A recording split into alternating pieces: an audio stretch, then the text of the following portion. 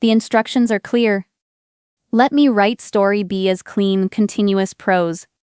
The parking lot was half empty by the time I pulled in, which should have been my first warning. My name is Miriam. I was 32 years old that November, and I had driven 40 minutes in the dark to drop off Thanksgiving gifts for a family that had already started celebrating without me. The text had arrived that morning, my mother's name across the top of the screen, her message below it clipped and businesslike, gathering cancelled, money is tight, don't make the trip. I had responded with a simple understood and spent 2 hours wrapping things anyway, because I am that kind of person. Or I was then. I put the bottles of wine and the handmade preserves and the card I had written in the passenger seat and drove to the house where I grew up. But the house was lit from every window. I could see the silhouettes behind the curtain, the flicker of someone raising a glass. I walked up the porch steps quietly, the way you do when you're not sure what you're about to find, and the front door was cracked an inch, just enough for sound to carry. My mother's voice first, warm and theatrical, then my sister Dana's laugh, high and satisfied. And then the words that arrived like a diagnosis, so much easier without Miriam here, honestly. My mother's agreement came back immediately, dry and fond. I had my hand on the door when the grip closed around my elbow from behind. My husband Theo pulled me back into the shadow of the porch, his mouth close to my ear. He is a healthcare compliance attorney, not given to impulse, and his voice was the voice he uses when the situation is genuinely serious. Not yet, he said. Let me show you what I found. We sat in his car at the end of the block for 40 minutes while he walked me through what he had been quietly assembling for the past 3 weeks. Theo had noticed inconsistencies in the financial reports from the 2 regional wellness clinics I had spent 5 years building. My parents, my father Gerald, and my mother Sandra, had been running day-to-day operations for 18 months, an arrangement that had felt at the time like trust. The revenue numbers had been declining without any corresponding drop in patient volume. Theo had cross-referenced the operational expense reports with the vendor payment logs and found a constellation of irregularities, maintenance contracts with companies that had no verifiable address, recurring invoices from a biomedical supply vendor that appeared nowhere in our equipment records. Gerald had been the authorizing signature on all of it. The amounts individually were modest enough to escape casual review. In aggregate, over 18 months they were not modest at all. I already knew, sitting in that dark car, where the money had gone. Dana had been drowning in debt for 2 years, not quietly, not privately, but with the particular recklessness of someone who has always believed a rescue is coming. She owed money to people who sent formal notices, and to people who did not. My parents had decided, apparently without consultation, that my clinics were the appropriate source of her rescue. Theo kept his hand on my arm while I processed this. He reminded me, gently but precisely, that confronting them at the front door would accomplish nothing except allowing them to frame me as unstable. We needed documentation. We needed time. The following morning, I sat at the kitchen table, while Theo pulled every financial record from the clinic management system, vendor payments, payroll logs, insurance reimbursements, expense approvals going back 22 months. It took most of the day. By evening, the picture was complete and unambiguous. Gerald had created the fictitious vendors himself, using billing addresses that were vacant lots and post office boxes in neighboring counties. He had routed the payments through 3 separate accounts before the money landed, reliably in a fund that paid Dana's creditors. Theo built the documentation file with the methodical calm of someone who has done this in professional contexts many times. He printed everything, organized it chronologically, cross-referenced the amounts against Dana's known debts using records his office had obtained through a separate inquiry. When it was done, he put it in a locked case and told me to wait. 3 days later, Sandra called to tell me she and Gerald needed to discuss a business matter. She used that phrase, business matter, as if we were colleagues, as if the last 18 months had been a professional arrangement she was now prepared to renegotiate. We agreed to meet at a restaurant near the hospital district. I arrived first. I watched them come in together, Gerald's hand at Sandra's back, both of them dressed carefully, wearing the particular expression of people who have rehearsed what they plan to say. They ordered coffee they didn't touch. Gerald delivered the proposal. They had identified an opportunity, a private healthcare investment fund, a chance for all of us to build something meaningful together. He slid a folded paper across the table with a number written on it. The number matched, almost to the dollar, the most recent balance on Dana's largest outstanding debt. I looked at it for a moment, then looked at him.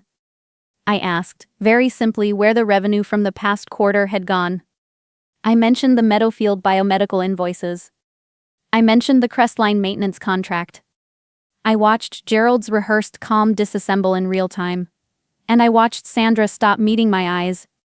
They tried several approaches in sequence: the economic climate, a systems error, a misunderstanding about authorization. When none of those held, Sandra raised her voice, and Gerald followed, and within 4 minutes they were telling me I was cold. That I had always been cold. That whatever I thought I had found it in bad faith. I picked up my bag and walked out. That evening, Theo and I made the calls we had already planned to make. Our annual foundation dinner was 10 days away, a formal event at the hotel downtown, attended by our clinical partners, our major donors, our most senior staff. I called Sandra and told her I had been too hasty at lunch. I told her I wanted to make things right. I invited all 3 of them to the dinner as guests of honor, and I told her that I would have a check prepared for them there. Her voice changed completely.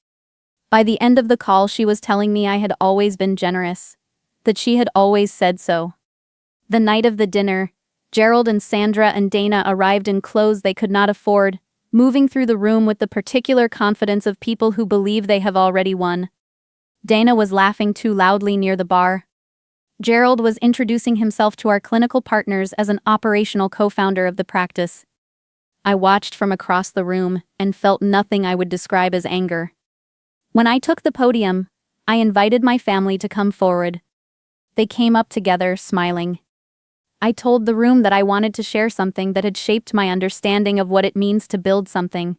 And then I nodded to Theo, and the display screen behind me came to life with the vendor records, the routing logs, the invoice trail, organized and labeled with the care of someone had spent years doing exactly this kind of documentation work. The room went very quiet. What followed is not something I will reconstruct in detail. Sandra put her hand over her mouth. Gerald demanded the screen be turned off. Dana left first. Without a word, her face set in the expression of someone calculating what comes next. Gerald and Sandra followed through the side exit, and the room held its silence for another few seconds before the sound of other conversations slowly resumed. They came to the house the next morning before 7. I watched them on the security monitor, Gerald at the door, Sandra behind him, both of them escalating steadily from knocking to pounding to something I can only describe as pleading dressed as rage. I had already called Theo's office. Within an hour, his associate had served them with a formal cease and desist. The civil complaint for financial fraud and defamation followed within the week. Dana called me from 3 different numbers over the following 10 days. I did not answer any of them. My oldest friend Renata came and sat with me through the worst of it when the social media posts went up and the mutual relatives started sending messages full of incomplete information. She took my phone out of my hand and put it in the kitchen drawer and made me eat something. That is the kind of friend worth having. The legal resolution took 4 months. My parents were removed from any operational role in the clinics. The funds that could be recovered were recovered. Dana's debts became, finally and properly, Dana's problem. I changed my number and sent a single brief message to the relevant family members explaining that I wished everyone well and would not be in contact. There is a small thing I did for myself in the spring. I put a deposit down on a studio apartment near the harbor, a place that belongs only to me, where I go when I need to think in rooms that carry no one else's history. It is unremarkable in every way except that it is entirely mine. I find that unremarkable things, when they are entirely yours, begin to feel extraordinary. Have you ever held something you built, a business, a family role, a version of yourself, and asked honestly who it was actually built for? The people who took from me were not villains in any complicated sense. They were simply people who had decided, long before I noticed, that my usefulness to them was more important than my existence apart from them.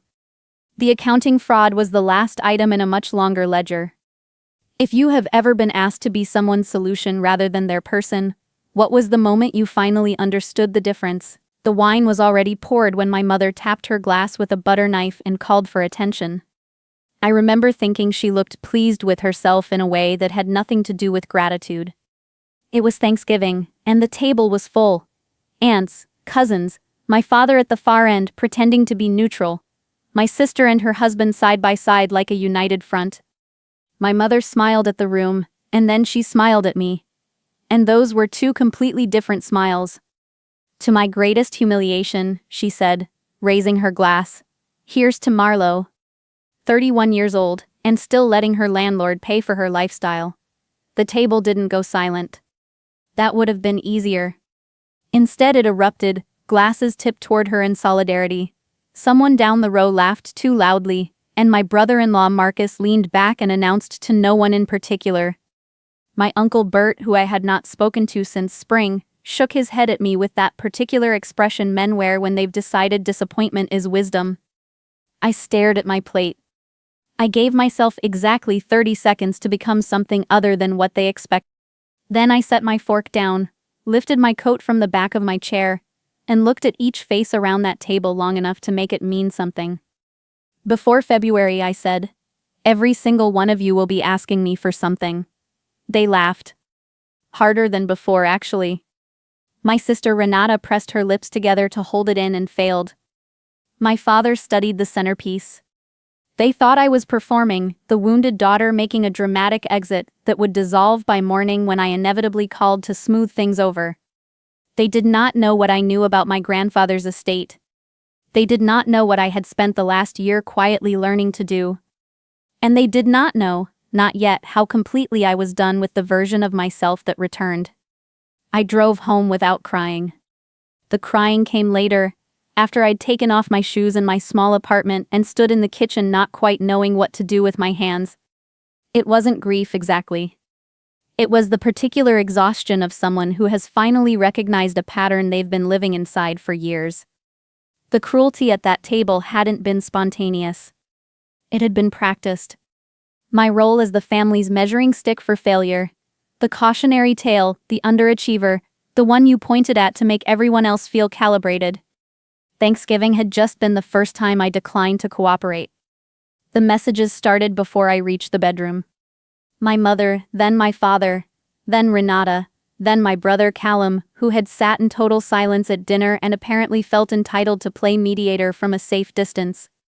I left the phone face down and went to bed. By morning there were voicemails. My mother's was offended beneath its surface warmth. My father's redirected blame toward her before pivoting to a general appeal for calm. Renata sounded irritated that I had inconvenienced the holiday. Uncle Bert texted that everyone needed to stop making things bigger than they were. I listened to each message once, then set the phone on the windowsill and went to work. My job title was Institutional Records Manager for a mid-sized regional hospital network. What that meant in practice was that I controlled the documentation infrastructure for compliance audits, credentialing files, patient record transfers, and every digitized archive the system had accumulated over 40 years. It was not glamorous. My family had spent years treating it as a punchline. My mother once introduced me at a party as the one who files things. What they did not understand was that I understood how institutions worked at the level of their paperwork. I knew which records were irreplaceable, which signatures were legally binding, and what happened when documentation chains broke down.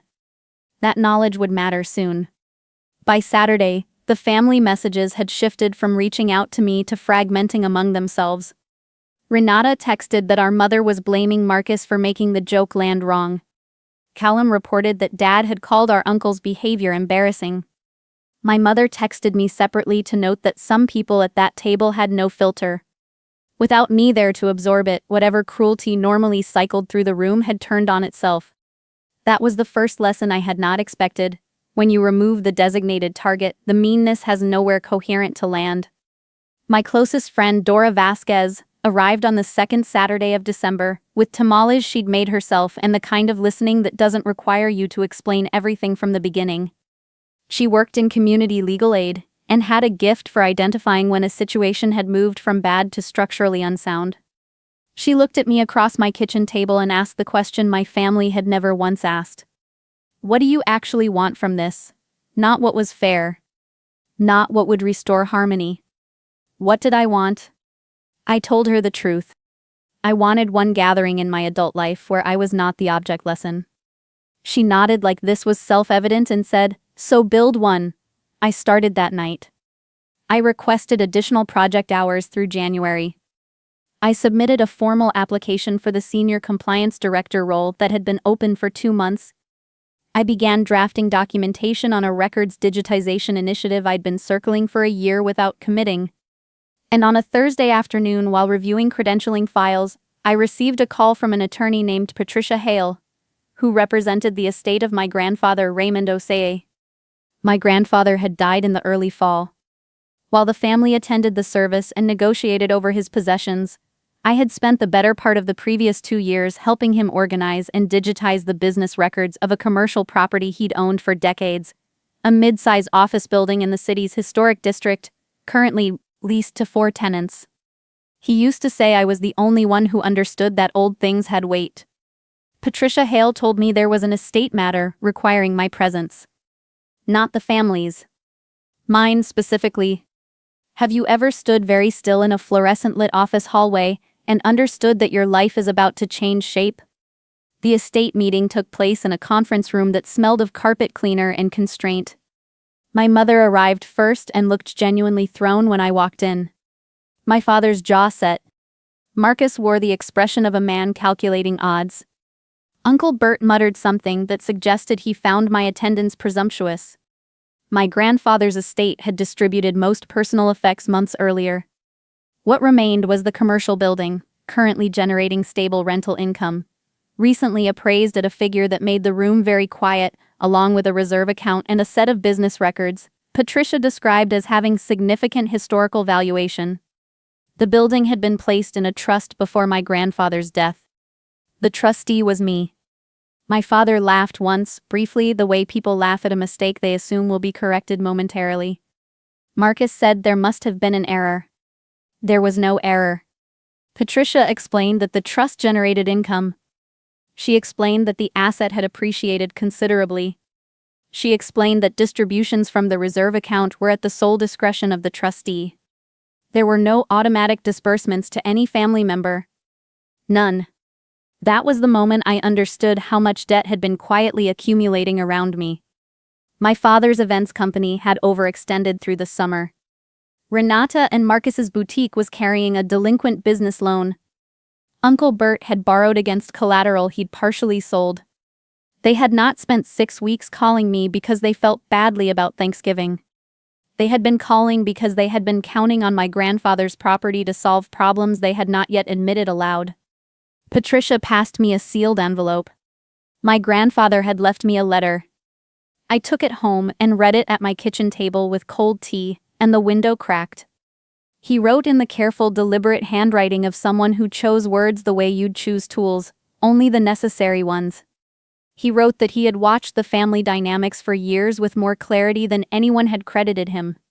He wrote that every extended family produces one person assigned to absorb the discomfort that others generate, and that he was sorry he had not interrupted that pattern sooner. He wrote that I had been sharpened by being underestimated, but that being sharpened was not the same as being uninjured, and he hoped this gift would purchase some time and some quiet. Then he wrote, "You are under no obligation to rescue people who would not have rescued your dignity."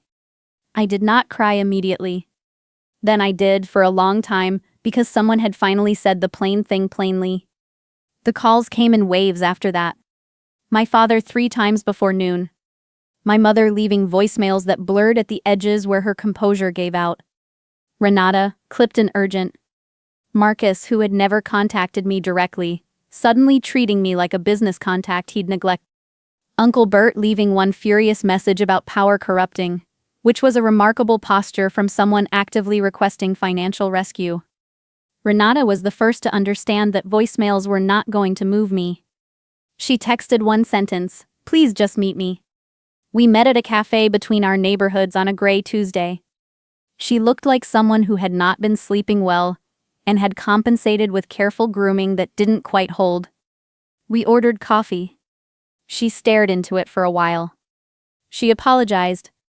I waited. She apologized more specifically, and I waited longer. And then she told me the truth that she had laughed at my mother's toast because when our mother aimed her attention at someone else, the only safe position was proximity to her. That Marcus had been antagonistic at Thanksgiving because he was frightened about the loan and had needed somewhere to put that fear. That our mother had been drinking before the guests arrived.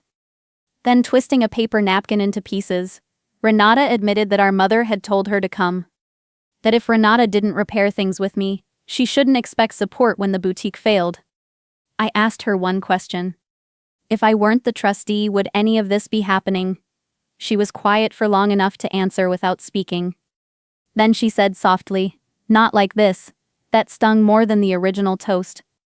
Not because it surprised me, but because hearing it removed the last version of the story I'd been protecting. 3 days before Christmas, I accepted an invitation to meet at my parents' house. I set the terms in advance: daytime, no alcohol, no additional guests, and Patricia Hale copied on any discussion involving the estate.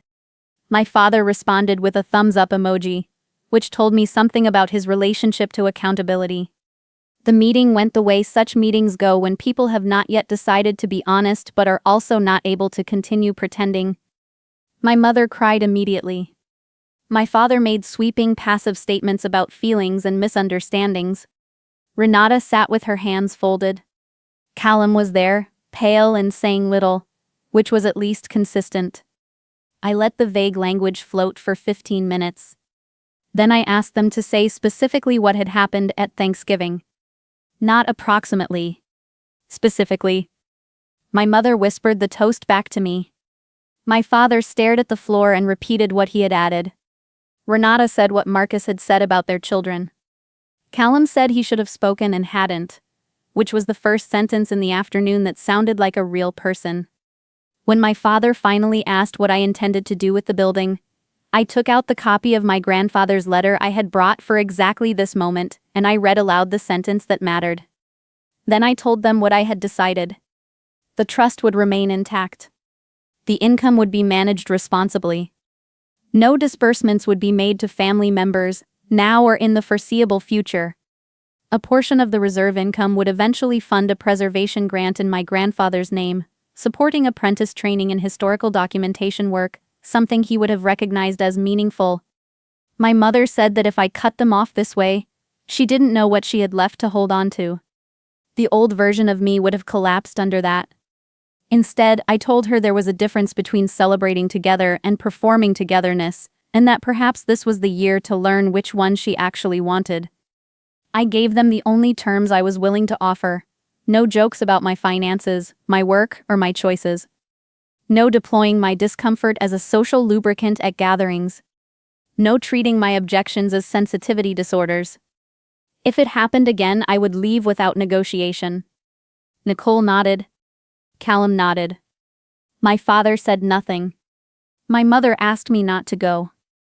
I told her I was already gone from the version of the family that needed me to stay diminished, and that everything after this was their choice. Christmas Eve, I stayed home. I made pasta, burned the first round of bread, sat on my floor in thick socks watching the small lit tree I'd assembled on a folding table by the window. It was not a beautiful holiday. It was a quiet one, and I had finally learned that quiet was not the same as absence. Sometime after 8, my mother sent a message that didn't ask for anything. She wrote that she understood, looking back, that she had raised me to accept less consideration than I was owed, and that she was ashamed of that. My father sent a separate message acknowledging that they had mistaken hardness for honesty, and that he didn't know when it had become the family's default, only that it had. Were those messages enough? No. Not close. But they were truer than anything that had come before them, and truth, even late and incomplete, is a different category of thing than performance. In January, I accepted the director position. I signed the preservation grant documents. I kept writing. Some people are taught very early and very thoroughly that love is the thing you earn by remaining useful and undemanding. Unlearning that doesn't feel like freedom at first.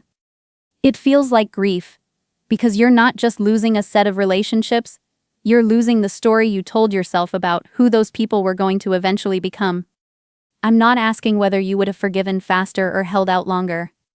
I'm asking something quieter.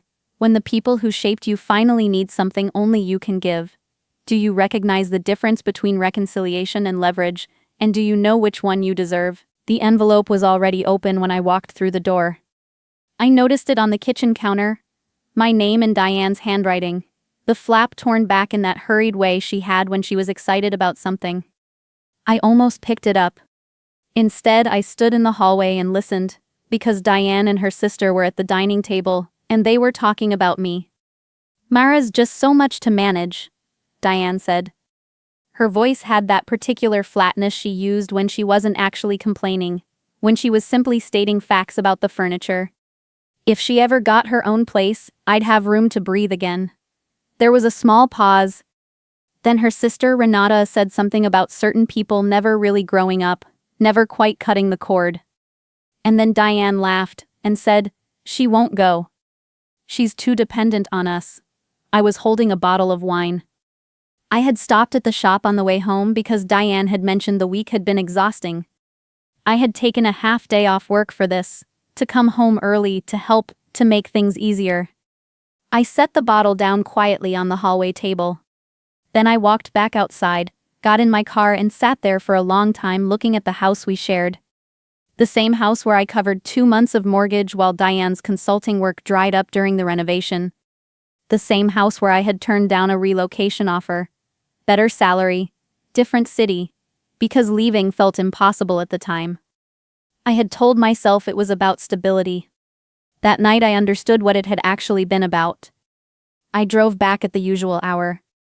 Diane asked if I was tired. I said a little. She reminded me to pay the internet bill. I paid it. I did not bring up what I had heard. What I did instead was get very organized, very quietly. Over the following 10 days, I separated my financial life from hers with the kind of thoroughness I usually reserved for work. I am a healthcare contract administrator. I spend my days tracking what has been promised, what is owed, and what the documentation actually says, as opposed to what someone remembers agreeing to. I applied those skills to my own situation with the same detachment. New accounts. Redirected direct deposit. I stopped restocking the pantry without announcing it. When Diane noticed the refrigerator seemed lighter, I mentioned grocery prices. She agreed that everything had gotten expensive. I stopped driving her elderly mother to her twice-weekly appointments. I said my schedule had shifted. Diane arranged for a car service. She complained about the cost but did not connect the two things. A furnished rental in the eastern part of the city came available. Older building, good bones, a landlord named Felix, who said the tenants tended to stay because the neighborhood was quiet. Quiet was exactly what I needed. I signed on a Thursday. I moved the following Tuesday while Diane was at client meetings. 3 hours, a rented van, everything that was mine and nothing that was hers. I left my key on the kitchen counter. No letter. If I was too much to manage, the most efficient thing was to stop being present to be managed. The first month passed slowly, then all at once. Nobody called. The silence had a texture to it, not loneliness exactly, but the strange weightlessness of not being needed. The second week, Diane sent a text, "Coming home tonight." I left it unread. The third week, a single missed call. By the end of the month there were 7 missed calls and a handful of messages asking whether I was upset about something. Then on a gray Wednesday morning, I received a voicemail from Renata. Renata, who had been at that table. Who had made the comment about people who never cut the cord. Her voice was careful, a little confused. She said that Diane had only just realized my room was empty. She had apparently assumed I was spending time with a colleague. But the real issue, Renata said, was that an automated payment Diane had been drawing from our shared account had failed. Several times. She wanted to know what was happening. I played the message 4 times. Diane had not noticed I was gone. She had noticed the money was gone. I went to work. I sat in 3 meetings. I answered emails about contract renewals and compliance audits. Outwardly, I was the same person I had been for years, precise, reliable, unobtrusive. Inwardly, something that had been off balance for a long time was finally settling level. That evening, my phone lit up continuously. Diane first, then Renata, then Diane again. The messages escalated in a very specific way. Initial concern, then logistics, then something that looked like worry but was structured entirely around access. Why isn't the account active? Are you safe? We've been trying to reach you. The safety concern arrived in the same message as the account question, separated by a single line break. I made dinner in my small kitchen. I remember thinking that the apartment, which I had initially found cramped, felt unexpectedly spacious. It held exactly what I needed, and nothing I had agreed to carry for someone else. The next morning brought 12 missed calls. Around noon, my manager stopped at my desk and told me there were 2 visitors asking for me. I recognized them immediately through the glass of the conference room, Diane with her handbag clutched in her lap, and beside her, I went in and closed the door. Diane stood immediately. Why would you do this? Do you have any idea how worried we've been? The worry was present but thin. Beneath it was something more structural. What specifically are you worried about? I asked. She paused. Her husband spoke instead. The joint account is disconnected. The transfer didn't go through. There it was. I moved out, I said. Diane made a small sound, almost dismissive. No, you didn't. I did. The silence that followed had weight. I watched Diane try several framings. It was an overreaction. It was unlike me. Families didn't simply disappear. I waited until she finished, and then I said, You told Renata you'd finally be able to breathe if I got my own place. Her face changed. Her husband's eyes moved to her. You were listening, she said. I came home to surprise you. That was taken out of context. I asked what the context was. Neither of them answered. My manager knocked gently on the glass. I told them I had to get back to work. Diane grabbed my arm as I turned. You can't just withdraw like this. We depend on you. The word depend landed with a particular clarity, given everything. I told her I wasn't coming back. Her husband said if I wanted to manage on my own, that was my choice, but not to expect rescue when things fell apart. I said nothing. They left. That night there were more messages. Long ones from Diane about how hurt she was. Short, pointed ones from her husband about obligations. One of them included the phrase, You can't walk away from the people who matter to you. I almost replied. I made tea instead. 2 days later, I called Renata. She answered immediately, relieved and cautious at the same time. I told her what I had heard at the table. She was quiet for a moment, then said, I didn't realize you were home. I know, I told her. She sighed. Then she said there was something I needed to understand about the shared account, that it wasn't only a convenience arrangement. Diane's husband had added me as a co-signer on a line of credit the previous year when their joint application came back insufficient. I had signed paperwork. I had believed because I was told that it was a routine update. I pulled up the documents that night. The language was not ambiguous. I was not a helpful addition to their financial household. I was collateral. That explained the panic. Not concern for me, concern about what my absence meant for the structure I had been quietly holding in place. I called her husband. I asked why he hadn't told me what I had actually signed. He said it was temporary. I said the documents didn't reflect that. He said I was overcomplicating a family matter. I said that if it were simply a family matter, it would not require my credit. He told me that without some arrangement they would face serious consequences. He said it the way a person states a weather forecast, matter of fact as though my response to the information were the only variable still in question. I hung up. Then I requested the full account documentation from the financial institution. 2 days after that, I received a call from a number I didn't recognize. A representative from the bank. She explained in a measured tone that the account had been flagged for multiple missed payments, payments that had been overdue before I removed my access. The problem had not started when I left. The problem had already existed. I had been the thing standing between them and its visibility.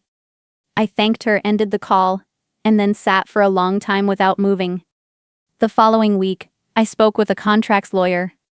I explained the circumstances under which I had signed, the framing, the absence of disclosure, the misrepresentation of what the agreement actually was. She told me there were remedies. Not simple ones, but real ones. The formal proceedings moved with bureaucratic indifference to everyone's feelings. What mattered was the documentation. What mattered was what the paperwork actually said. Several months later, Diane called at an hour she knew I might actually answer. She wasn't making a demand. She was crying. They were losing the property. She said, for the first time with nothing attached to it, that they had treated me badly. That she had said things she didn't mean, and had let me carry things she should have carried herself. That she was sorry. The apology was real. I could hear the difference. By then I had already signed a lease in a different city. A new position found through a former colleague, better work, cleaner terms. I signed it the same week the formal notice went out on their property. Timing, as it turns out, is indifferent to narrative. I didn't tell her about the new city immediately. There didn't seem to be a reason to frame it as departure when it was simply a beginning. I think about what she said sometimes, that she had let me carry things she should have carried. I believe she meant it.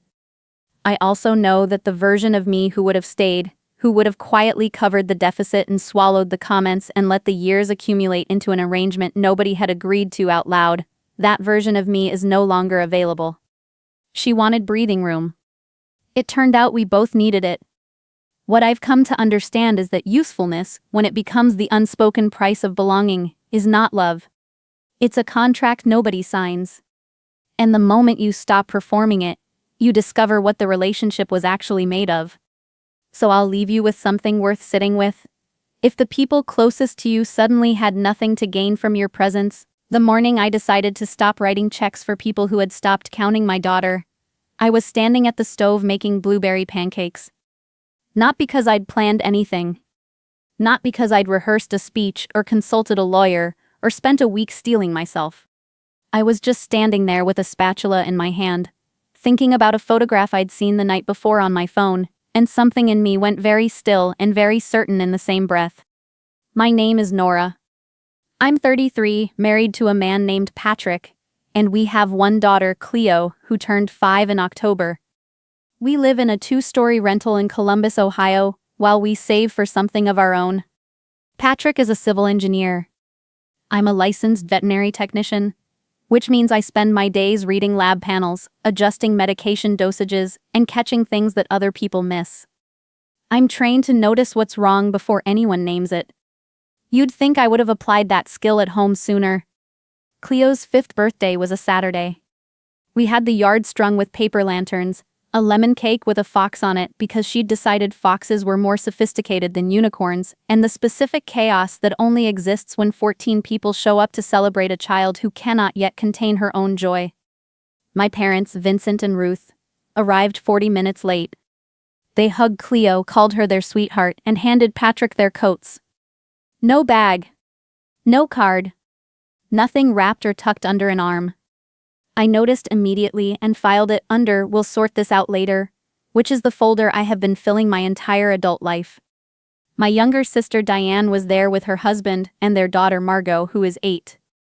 Diane had brought Cleo a set of watercolor paints and a pad of thick paper that cost more than she should have spent. Cleo opened it and immediately painted a red oval she called a volcano. Diane caught my eye across the yard when our parents came through the door with empty hands. I gave her a very small shake of my head. Later, when the guests were gone, and Cleo was asleep in a pile of wrapping paper like something a very festive storm had deposited, Patrick and I sat at the kitchen table. He said carefully, "Your parents didn't bring her anything." I told him they'd forgotten, and that they'd make it up to her. He nodded in the way that means he's decided not to argue. I could feel everything he wasn't saying suspended in the air between us like weather. Here is the thing I should have told you before now. My parents have always divided their attention the way some people divide an estate, based on perceived need, with considerable discretion over what constitutes need. Diane's daughter Margot has slept at my parents' house dozens of times. My mother takes her to the farmer's market. My father taught her to play chess. There are photographs on their refrigerator. A whole overlapping collage of Margot at various ages, various meals, various ordinary Tuesday afternoons. Cleo appears in one photograph. It's from her christening. She's blurry. I had told myself the explanation was proximity. Diane and her family live 8 minutes from my parents. We live 35. But I knew, if I was honest, that the drive wasn't really the distance. I gave my parents 10 days. No gift arrived in the mail. No call asking for Cleo to come over so they could make it right. On the 11th day, I was sitting with my phone after Cleo was in bed, and I made the mistake of opening my mother's social media page.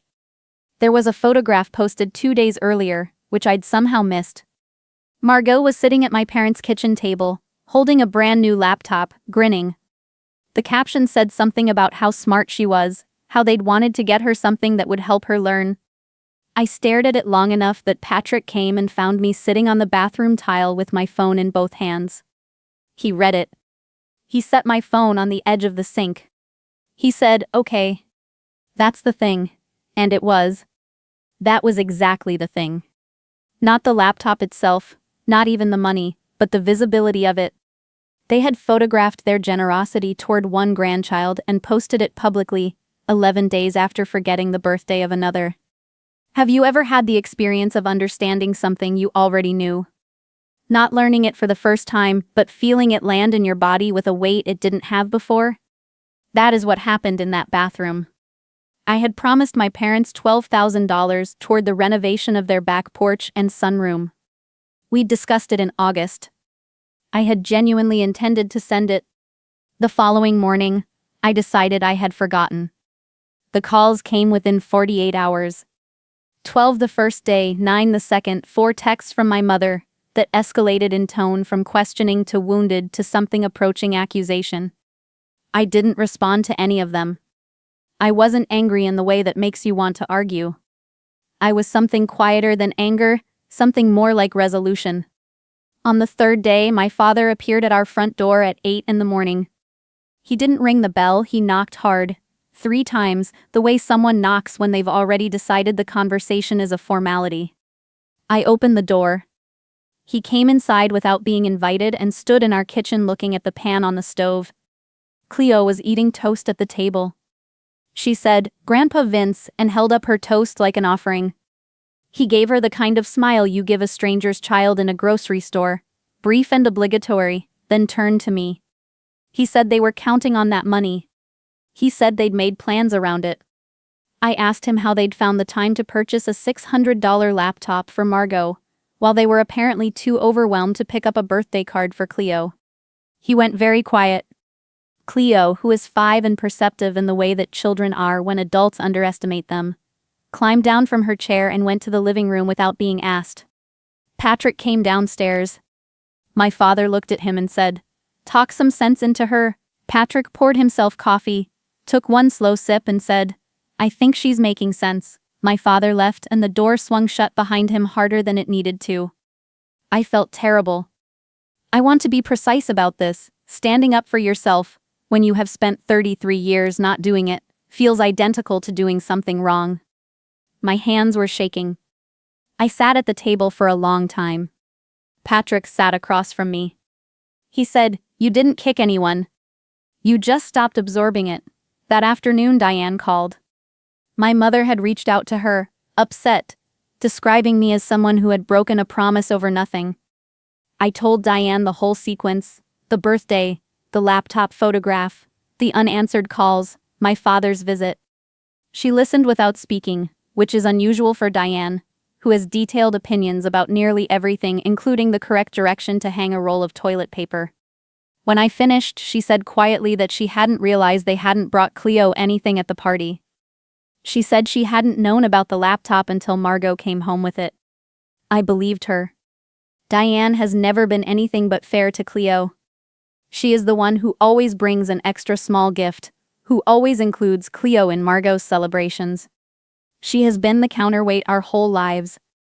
That evening, a text arrived from my mother.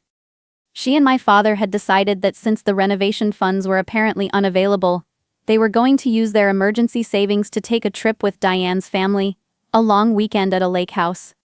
Everyone was invited, the message said, meaning everyone except Patrick, Cleo, and me. I read it twice. Then I read it a third time. The money they had told me they urgently needed, the money they'd said was the difference between finishing the project this year and leaving it half done, apparently existed in a form transferable to a vacation for 5 people at a lake house. I sent back a single word: wonderful.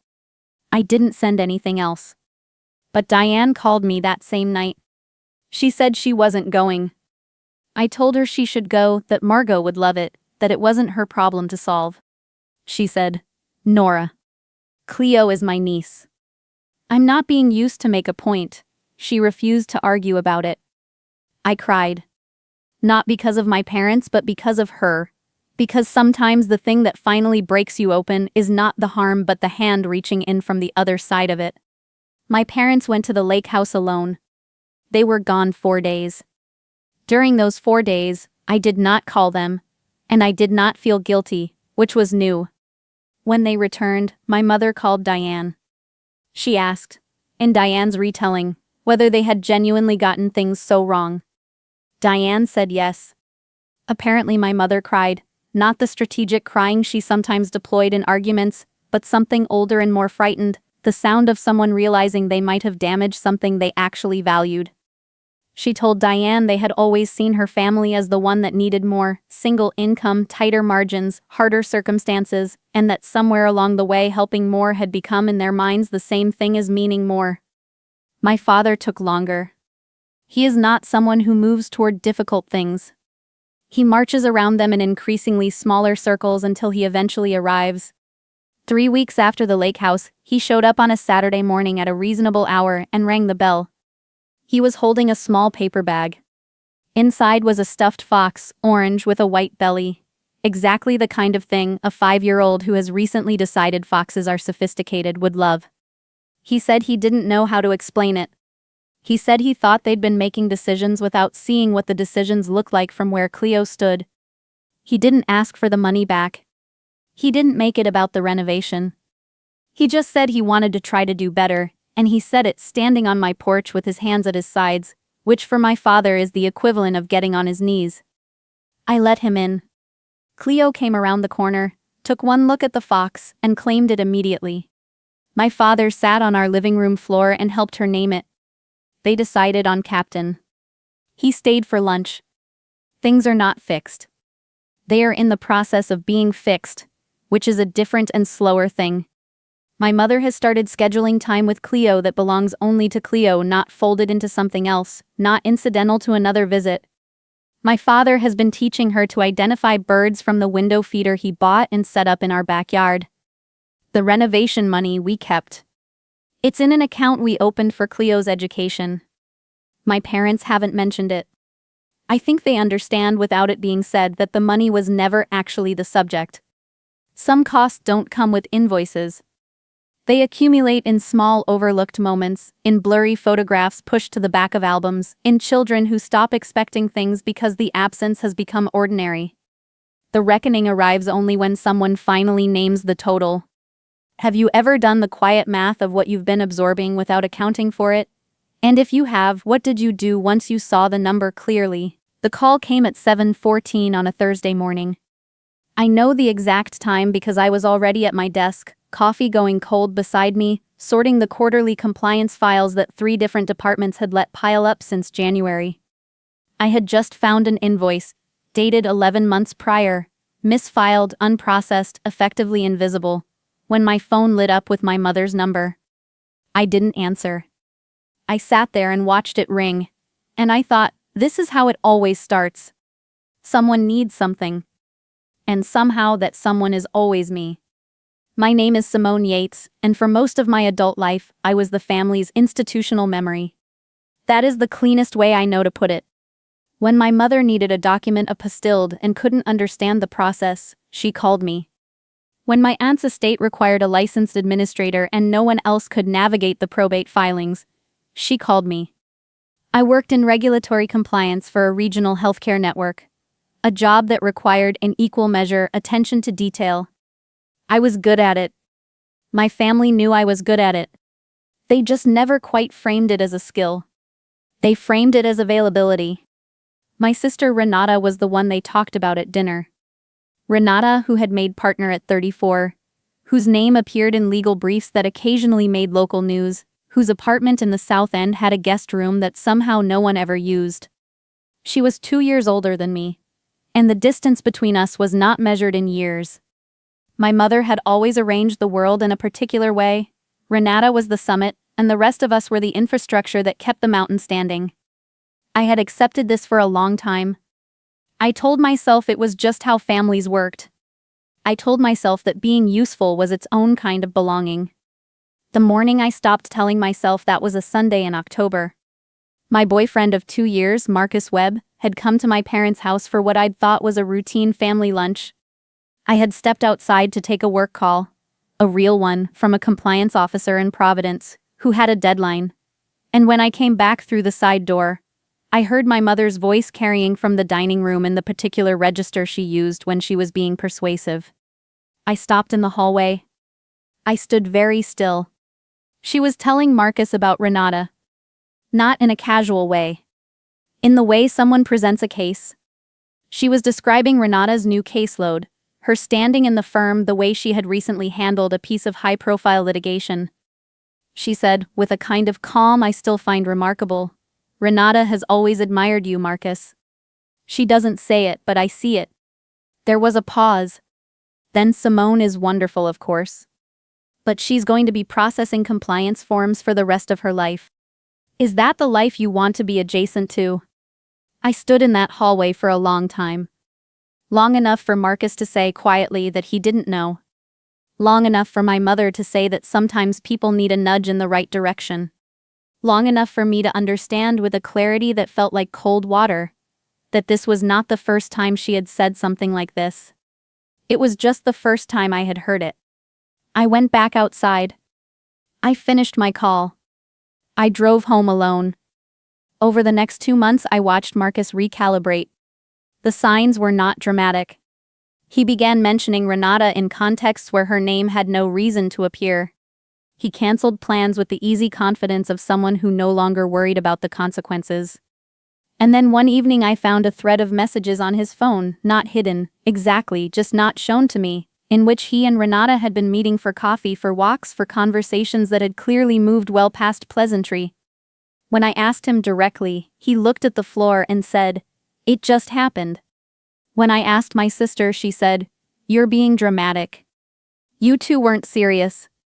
When I asked my mother, she said, "I only want what's best for everyone." I did not shout. I did not cry, at least not in front of any of them. I said, "I understand."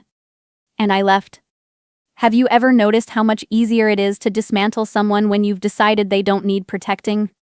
I took a position in Chicago, a risk management role with a medical devices firm that had been recruiting me for 8 months while I kept finding reasons to stay. I sublet my apartment, put my furniture in storage, and spent 6 weeks in corporate housing that smelled of artificial lemon and other people's decisions. I gave myself exactly 1 month to feel sorry about it. Then I stopped. The work was demanding in ways I found clarifying. My new director, a former hospital administrator named Pat Sorrell, had no patience for ambiguity. Within 4 months I had restructured the firm's audit trail system in a way that shaved 2 weeks off their compliance cycle. Pat said, in the driest tone I had ever heard from a manager, "You may be the most organized person I've ever met." I find it slightly alarming. I took it as a compliment. The professional ground shifted in ways I hadn't anticipated. A colleague introduced me to a physician named Danny Okafor, who was leaving hospital administration to build a health tech startup and needed someone who could translate between the clinical side and the regulatory side without losing either audience. We started working together on weekends. Then evenings. Then we filed the incorporation papers on a snowy Tuesday in February, and celebrated with mediocre ramen from the place across the street. When Danny kissed me under the awning afterward, we both stood there for a moment as if neither of us had planned it. We hadn't. It was better that way. Building something from the ground up is not romantic in the way people imagine.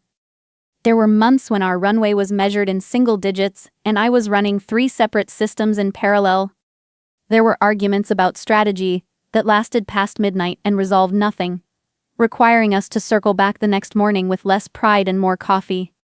There was a stretch of 4 months during which I was simultaneously negotiating with a compliance vendor, managing a data security audit, and planning a wedding in the 70 minutes per week I had available for that particular project.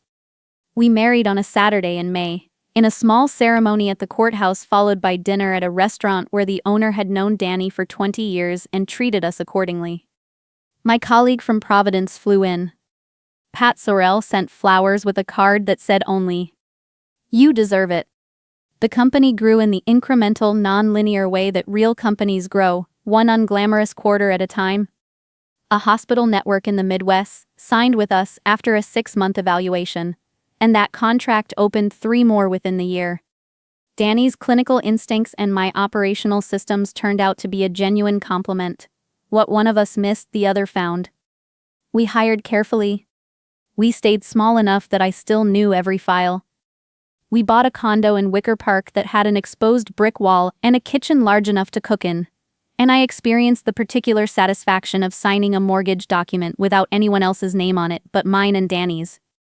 Then one morning Danny set a trade publication on the breakfast table and pointed to a paragraph buried on the 3rd page. A healthcare consulting firm had been acquired under distress conditions. The acquiring company was known to us. They were in fact a potential partner we had been evaluating. Renata's firm had been the legal counsel on record for the acquired company. The situation, the article noted, had involved significant internal coordination failures. I read the paragraph twice. Then I set the publication down and poured more coffee. "Does this change anything for you?" Danny asked. I thought about it genuinely. "No," I said. "But we should call Pat. She'll want to know about the acquisition before we proceed." 3 weeks later, at an industry reception in a downtown hotel, I saw my mother across the room before she saw me. She looked smaller than I remembered, which I knew was a trick of context, of standing in a room where I had been invited, where I knew people, where my name was on the program. She found me eventually near the end of the evening, and she looked at my name badge and then at my face and said, "You've done remarkably well." I thanked her. I introduced Danny. My mother said all the appropriate things, and then after a pause, "I always thought you had it in you. I just wasn't sure you knew it." I held that sentence in my mind for a moment, turned it over, examined it. "I knew it," I said. "I just needed to stop waiting for you to agree." She had no answer to that, which felt like enough. Later, walking back to the hotel where we were staying, Danny asked how I felt. I said, "Like the math finally came out." Danny looked at me. "What math?" "The math of what you're worth when you stop letting someone else do the calculation."